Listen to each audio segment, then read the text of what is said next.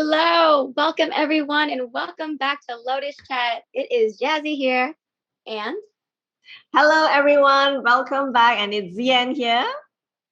Hello, it's been a while. We're so excited to be here, and I'm Laura. yes, it has been a little bit of time that we have taken for ourselves to be fully immersed in our lives and the people around us as we continue to work on ourselves to be able to share and empower you all collectively. And we are coming back with a new episode 16 of Dealing with Pride and the Misconceptions of It. So, as we begin, a lot of things have been coming up for us. And one of the things that we wanted to shed some light on is what pride looks like and the disguises of it. Ladies, if you have anything that you want to share on what you feel what pride might look like, go ahead and chime in. I wanted to kickstart the topic and acknowledge that I think a lot of people will put together pride together with men, but actually I think pride exists a huge amount in women as well. It's just that it's being acknowledged less. And I think it's being shown and appeared in different ways. And for me, what I noticed recently is that pride appears in the form of not asking for help. Like, women who wants to appear like I can do everything and everything looks good and being able to multitask and I'll handle it. I've got it. I think that kind of appears a little bit as pride as well. What do you think, Laura? I think that is spot on, Zian. For me, pride, though, means it's usually what keeps us from looking at what is happening or what is going on because we want to look good in front of other people. We want them to see us in a certain way. We don't want anything bad to happen or anyone to think anything bad happening. And so what we do is our pride kicks in and says, you've got to make it look good. You got to make it look like everything's going well in your life and you can't let down. And so I've seen that, including in myself, suppressing my feelings, because if I may feel bad or I may not like how someone talks to me, but I can't, my pride won't allow me to be real, to be authentic, and to feel that it hurt. I think another thing that we do to make ourselves really look good is when bad things happen to us, we're not honest with ourselves or other people. And so we tend to blame others because our pride says it couldn't possibly be us, couldn't possibly be anything I did. And so for me, pride can be that defensive wall that you put up so that because you think everyone ought to see you in a certain way. The problem that I've experienced in my life is it kept me from living authentically and being vulnerable and being open to life. And so for me, pride is that wall that I put up so that people would see me in the way I wanted them to see me, not in the way that it was. How about you, Jassy? In my experience of pride, it has been, like, as you say, a wall that is put up, and it's almost like it can be used as a mechanism. So it's saying that I got this, and really it can actually come off as like passive aggressive, like no, I got it, it's fine, it's okay, I can do it, I'm capable, I do it by myself anyways. And it's like, because pride can be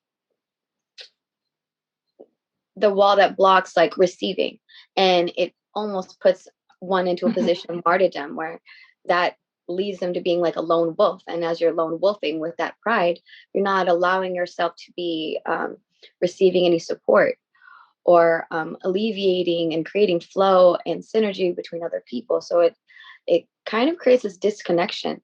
So it's disguised as I got this, as you said, Zian, and truly inauthentic, because maybe we do want to receive help, and but maybe we're overthinking something and we let our pride get in the way and say that we don't need anyone else.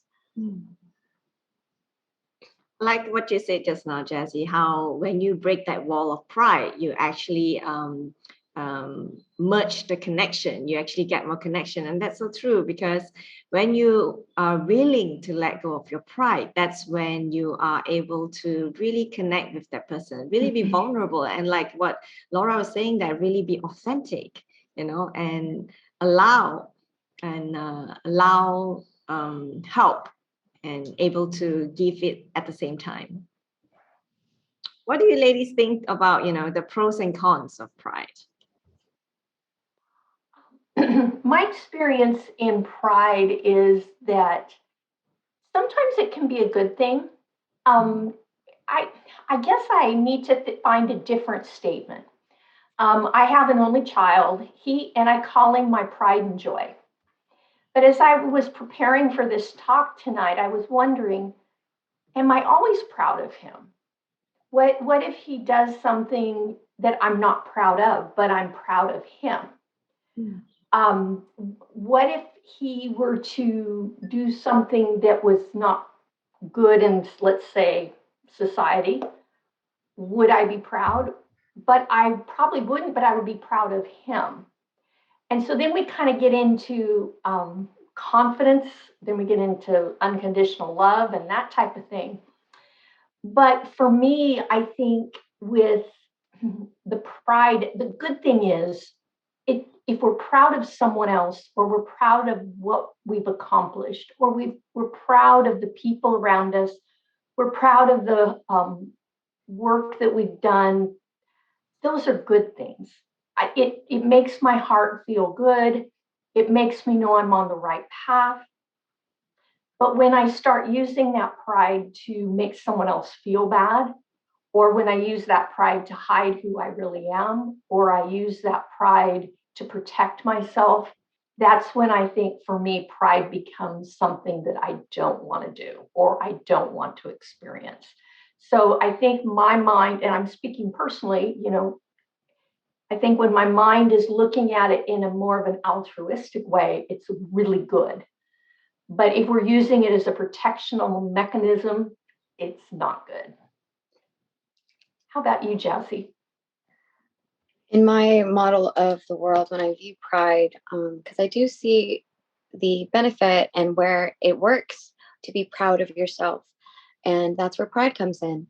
But there is such thing as it being too much. Like too much of anything can be a bad thing. So when you have too much pride, that that can mean going it alone. It can mean disconnect. It could lead to suppression of your authenticity and your true feelings.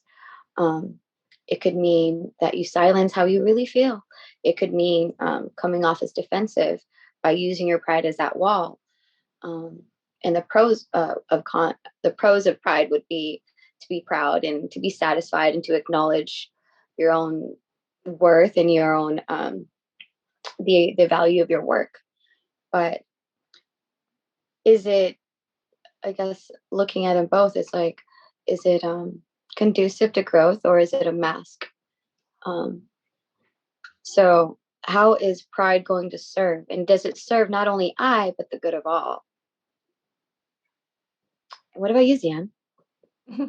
I like that. And what I'm hearing the both of you saying is that I think right amount of chemistry of pride will lead to excellence in terms of, in my case, I wanted to give an example about work. When we have pride at our work, when we're proud of our work, and when we are prideful in a good way, where we want to make sure that what we are producing is of excellence. Hence, then, from preparing to coaching, from, writing a book, you then be really specific down to the details. But then I also wanted to make sure that we know the difference between pride, being prideful and excellent at work, and not being a perfectionist.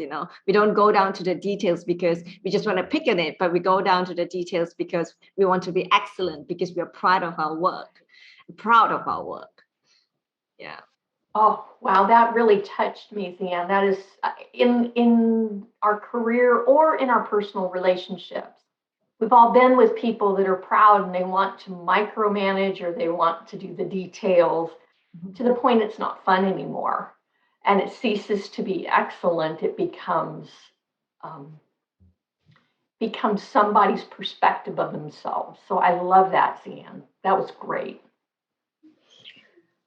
So, with that being said, what do you ladies think is the price of pride?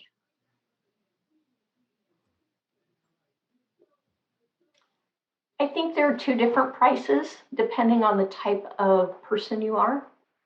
If you were brought up that you shouldn't be prideful, you shouldn't have high self esteem, then the price of not having pride is pretty great because you don't see your value or your worth. But if you have too much of it, or you use it as a mask just to compensate or to hide, then you miss out on so many great experiences because people don't get to see the real you and you don't get to show them the real you. So I think there's a price on either side if you're not able to be your authentic self either way. I'd agree. And also, with that being said, as far as what that reminds me of is like when you have too much pride, that could cost you not being transparent enough to allow people to see your vulnerability, to really get to connect with that authentic part of you. So if we are carrying too much pride, could that be compensating our or compromising, I should say, compromising our transparency and how we're being honest and how we show up in our relationships? I also think that the price of pride is when we get burnout because we want to appear like we've got everything. So we burn out because we try to do everything. And the price of pride is also not being able to enjoy life. That brought me to a recent example. I recently came back from a trip with my mom and my brother. And one of the things that was very specific, which was not the usual me, I told them that I'm happy to go on this trip, but I do not want to be the planner. I used to be the person who plans everything from the macro to the micro details. So I've never gone like on a trip where I don't know any details, but I was very specific because I was really tight with time. So I told my brother that, hey, I'm happy for you to plan it. And I have to say, when I let go of that pride and willing to allow someone else to plan my time, and we're talking about, 1 to 3 weeks of time, and he did a fantastic job. And I really, really, really enjoyed that 3 weeks of someone else doing it and putting my guard down, putting my pride down and say, hey, someone else doing it. It's not my way, but it's still fun. Thank you, Zian, for that. That was wonderful. I wanted to add one more thing if I could. This was quite a while ago. This was probably 15 years ago. I had just gone through a divorce. I'd lost my job and I had a teenager at home. And so I had to move back in with my parents, which wasn't really optimal in my mind at the time, but I did it. I didn't have any income coming in. So, of course, my car got repossessed. And so life wasn't very exciting for me. And I remember my dad sitting me down and saying to me, Laura, you've got to stop being so proud. And I said, what do I have to be proud of? I said, I'm missing the point here. And he said to me, it's okay. Those are just external things in your life. It's a car, it's a job, it's your spouse. He says, I know it hurts. I'm not going to say that. But you've got your health, you've got your mind, you've got your son, you've got us. Your life is pretty good. And I really had to think of that. And instead of hiding so that no one would know, I started telling my story, being proud of the fact that I was still had the things that were important. And so for me, I learned a valuable lesson that isn't the external things that we have or we don't have. It's what's inside of us. It's the love that we share with our family and our friends. And it's the fact that we're resilient enough to be able to start a new life and do something new. So that is probably my best experience that I learned, that pride directed in the wrong way can keep you from living your best life. So what I'm hearing you say, Miss Laura, and thank you for sharing that. What I'm hearing you say is that you disengaged your pride once you can be aware of, once you are aware of it, and once you disengaged your pride, you created connection to Yes. what you're grateful for, and which allowed for your experience to actually expand. Because pride can be hurt. You know, you ever hear those sayings where that hurt my pride? Yes. Like, what does that mean when you even hear that? What does that sound like to you when someone says that? Well, it sounds like it's something to be avoided. It sounds like it's something to not experience. And Jazzy, thank you for the memory, because during that time I was unemployed, I volunteered. And I just did kind of menial kind of things at a nonprofit just so that I could be active and meet people. And I will tell you, at first I was like, what am I doing here? And then I realized, man, I have the time now to give back to my community. So thank you for that, for reminding me of that. But yes, I think that pride does hurt if we look at it as being who we are. But if we disengage and say, I know who I am, I'm comfortable with who I am, I love who I am, those kind of things can affect who we are or what we perceive we are. Yeah, you can still have pride and humility. Yes. Humbled. Yep. And be our authentic self. Let people in. So when pride happens, just let that sting the ego, and that's about it. It doesn't go to the soul. I love good, that. yeah. I love that, Zian. It's kind of like saying, thank you, ego. Thank you, pride, for reminding me, but I don't need you anymore. Yeah. Thank you for visiting today.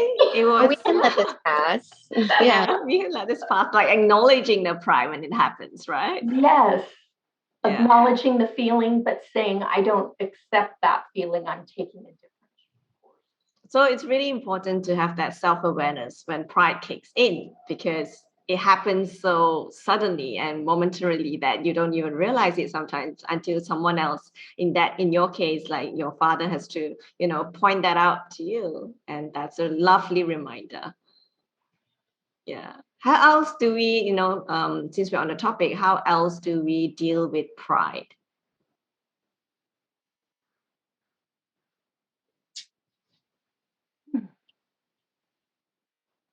I think for me would be having an open mind to kind of listen to other people's perspective.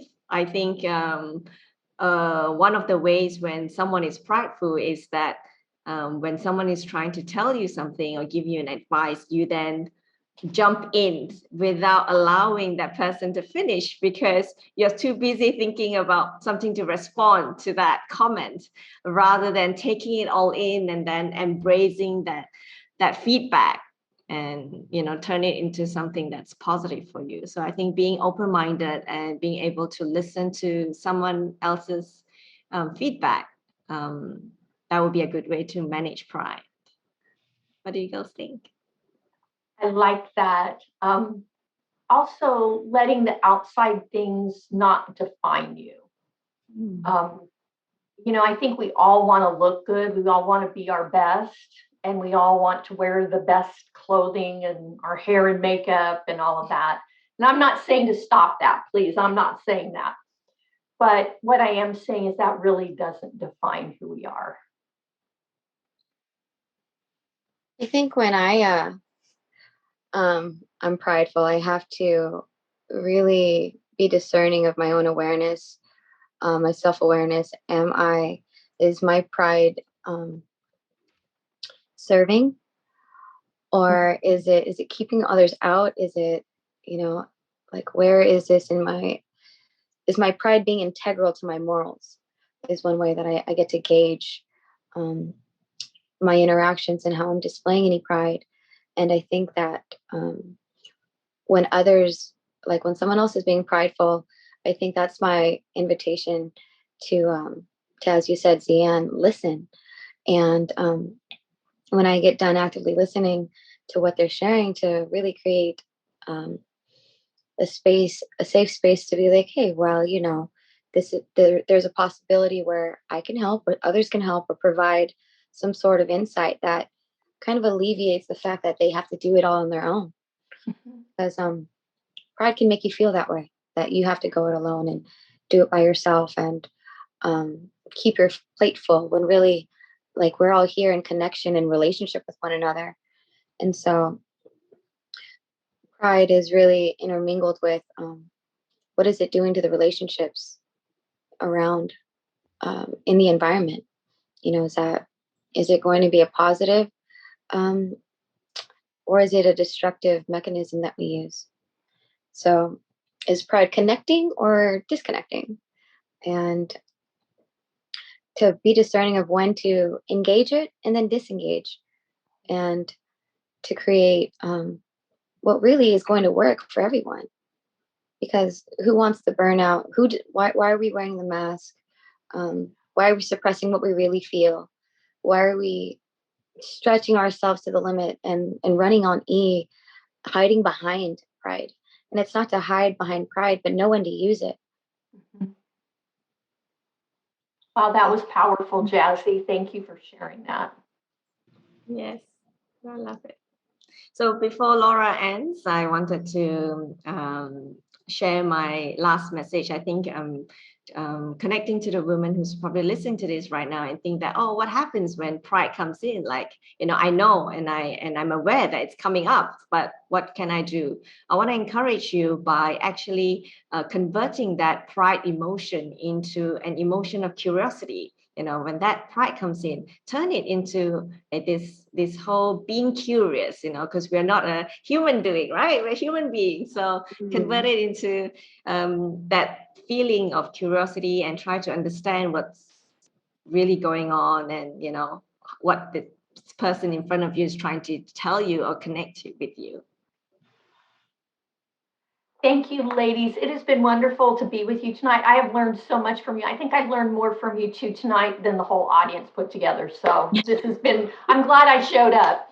I just want to say to our audience, please subscribe to YouTube and please like us, please comment. We always read the comments, so please leave us feedback. Also, if there are topics you would like us to discuss in the future, we love that as well, because we know that means that you're listening and that we can talk about something that matters to you. If you're listening to us on Spotify, please click follow and make sure that you do that so that we can also be following. You can follow us on Spotify. We are so high tech, we even have our own email address. And so it is lotuschatworldwide@gmail.com. So please, if you want to talk privately or say something, reach out to all of us on that. It's just monitored by those of us on Lotus Chat. We have a topic for next week, and that is women and overthinking thoughts. I'm sure that's never happened to you, but I have a feeling I'm going to learn a lot of good things next week. So please join us next week for that topic. And I have a final question for you in the audience. The question I have is, what area of your life would you like to improve how you deal with pride? Think about that. If you would like, please put it in the comment section. If you aren't really comfortable with that, please send it to us by email. We would love to hear what your thoughts are. And with that, I'm going to thank Zian and Jazzy for being here, and we will see you next week. Bye-bye. Thank you. See you next week.